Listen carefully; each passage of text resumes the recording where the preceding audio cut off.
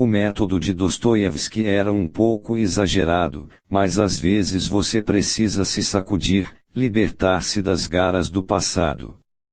Isto pode assumir a forma de inversão de seu curso, fazer o oposto do que faria normalmente em uma determinada situação, colocando-se em alguma circunstância inusitada, ou literalmente começando tudo de novo. Nessas situações a mente tem de lidar com uma nova realidade, e aí acorda para a vida. A mudança pode ser alarmante, mas também é renovadora até excitante. É comum os relacionamentos desenvolverem uma previsibilidade tediosa. Você faz o que habitualmente faz, as outras pessoas reagem da maneira que habitualmente fazem, e por aí vai. Se você inverter o curso, agir de uma maneira nova, altera totalmente a dinâmica. Isso frequentemente rompe o padrão rançoso do relacionamento e o faz florescer para novas possibilidades. Pense em sua mente como um exército. Exércitos precisam se adaptar à complexidade e ao caos das guerras modernas, tornando-se mais fluidos e manobráveis. A extensão máxima desta evolução é a guerrilha, que explora o caos fazendo da desordem e da imprevisibilidade uma estratégia. A guerra de guerrilhas nunca para defender um lugar em particular ou uma cidade, ela vence ao se mover sempre, permanecendo um passo à frente. Sem obedecer a nenhum padrão definido, ela não dá ao inimigo um alvo. O exército de guerrilha jamais repete a mesma tática. Ele lida à situação, ao momento, ao terreno onde se encontra. Não há uma frente de batalha, nenhuma linha concreta de comunicação ou suprimentos, nenhuma carroça lenta. O exército de guerrilha é pura mobilidade. Esse é o modelo para sua nova maneira de pensar. Não aplique nenhuma tática rígida, não deixe sua mente se acomodar em posições estáticas, defendendo um lugar ou ideia em particular, repetindo as mesmas manobras desanimadas. Ataque os problemas de novos ângulos, adaptando-se ao cenário e ao que você recebe. Ficando em constante movimento, você não mostra a seus inimigos um alvo para mirar. Você explora o caos do mundo em vez de sucumbir a ele. Imagem, água. Adaptando sua forma para onde quer que se mova o rio, empurrando as pedras que estão em seu caminho, alisando as rochas, ele nunca para, nunca é o mesmo. Quanto mais rápido se move, mais claro fica. Autoridade. Alguns de nossos generais falharam porque resolveram tudo segundo as regras. Eles sabiam o que Frederico fez em um lugar e Napoleão em outro. Eles estavam sempre pensando no que Napoleão faria. Não subestimo o valor do conhecimento militar, mas se os homens fazem a guerra em servil observação de regras, fracassarão. A guerra é progressiva. Ulisses S. Grant, 1822-85. Inverso. De nada vale lutar a guerra anterior. Mas enquanto você está eliminando esta perniciosa tendência, precisa imaginar que seu inimigo está fazendo o mesmo, tentando aprender com o presente e se adaptar a ele. Alguns dos piores desastres militares aconteceram não por se combater a guerra anterior, mas por se supor que isso é o que o adversário vai fazer. Quando invadiu o Kuwait, em 1990, Saddam Hussein, do Iraque, achou que os Estados Unidos ainda precisavam se recuperar da síndrome do Vietnã, medo de mortes e perdas que tinham sido tão traumáticas durante o período do Vietnã e que eles evitariam totalmente a guerra ou então lutariam do mesmo modo que antes, tentado vencer a luta pelo ar e não por terra.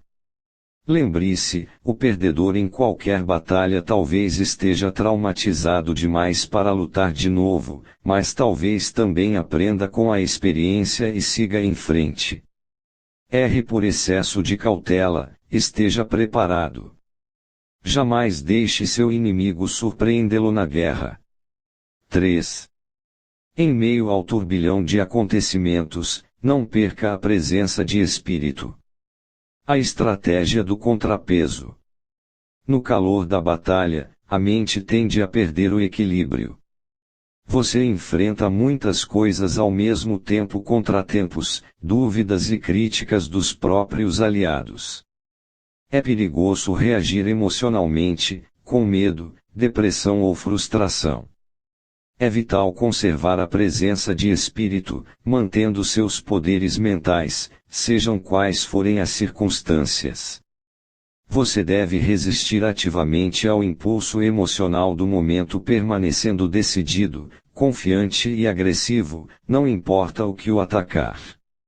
Fortaleça sua mente ainda mais, expondo a adversidades. Aprenda a se desprender do caos do campo de batalha. Deixe que os outros percam a cabeça, sua presença de espírito o afastará da influência deles e o manterá no curso. A tática hiperagressiva. O vice-almirante Lord Horatio Nelson, de 1758 a 1805, tinha passado por tudo. Perdera um olho no cerco de Calvi e o braço direito na Batalha de Tenerife. Derrotara os espanhóis no Cabo de São Vicente, em 1797, e frustrará a campanha de Napoleão, no Egito, ao derrotar sua marinha na Batalha do Nilo no ano seguinte. Mas nenhuma de suas tribulações e triunfos o preparou para os problemas que enfrentara com os próprios colegas na Marinha Britânica ao se aprontarem para a guerra contra a Dinamarca em fevereiro de 1801. Nelson, o mais glorioso herói de guerra da Inglaterra, era a escolha óbvia para comandar a frota. Mas o almirantado escolheu Sir Hyde Parker, com Nelson como o segundo em comando. Esta guerra era um assunto delicado, ela devia forçar os desobedientes dinamarqueses a concordar com o embargo liderado pelos britânicos à remessa de mercadorias militares para a França. O inflamado Nelson era propenso a perder a calma. Ele odiava Napoleão e, caso se excedesse contra os dinamarqueses, provocaria um fiasco diplomático. Sir Hyde era um homem mais velho, mais estável, equilibrado, que faria o que tinha de ser feito e nada mais. Nelson engoliu seu orgulho e aceitou a incumbência, mas viu problemas no futuro.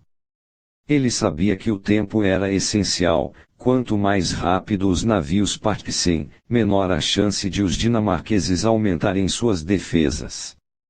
Os navios estavam prontos para levantar as velas, mas o lema de Parker era tudo em ordem.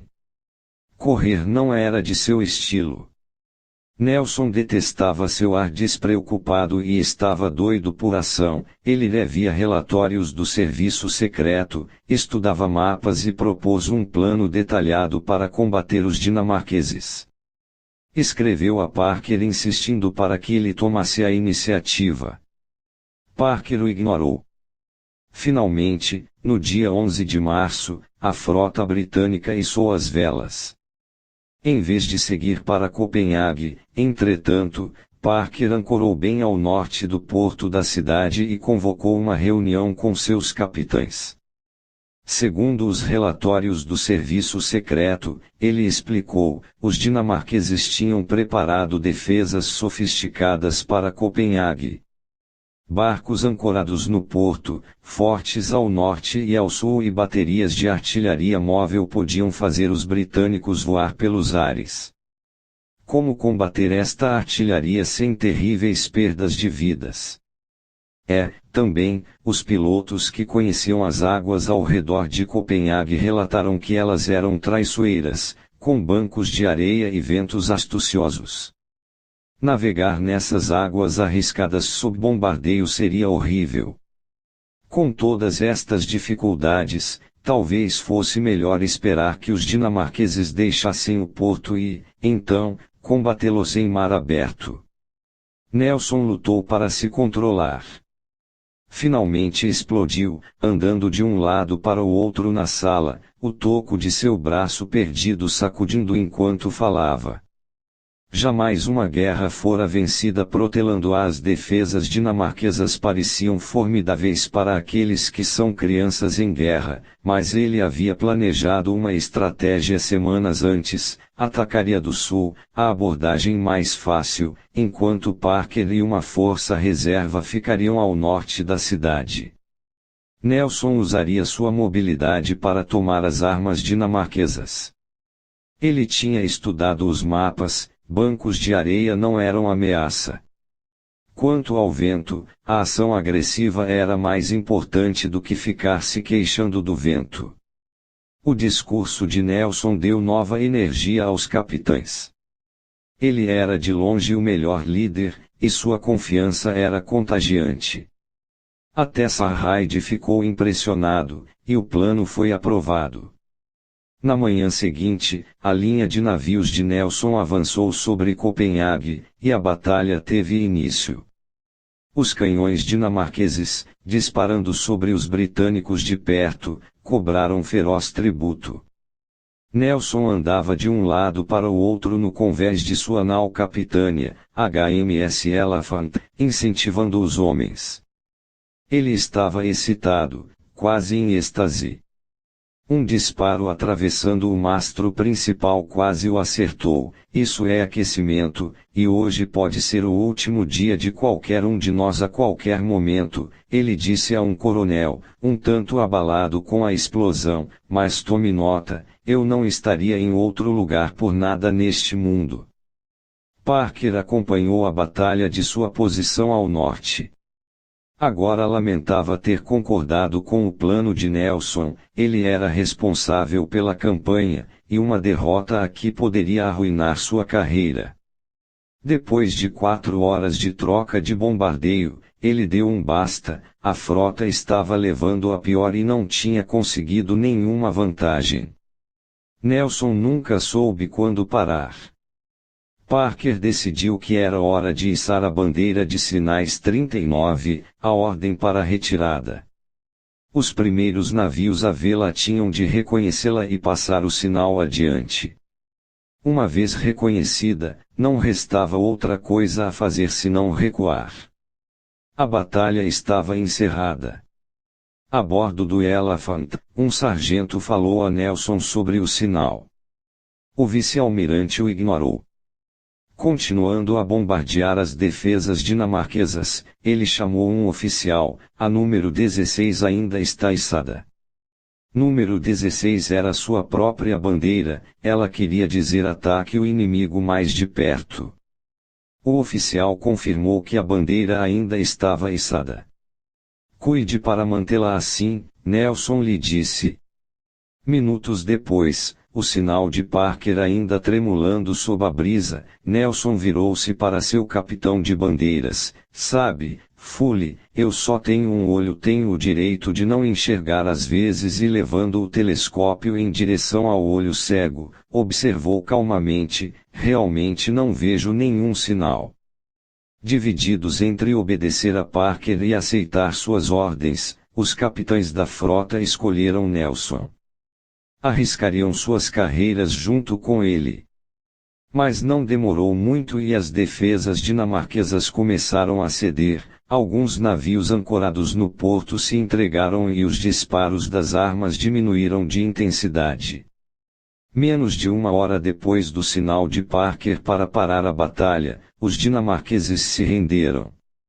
No dia seguinte, Parker congratulou Nelson sem grandes efusões pela vitória. Não mencionou a desobediência de seu subordinado. Estava esperando que a questão toda, inclusive a própria falta de coragem, ficasse tranquilamente esquecida. Interpretação.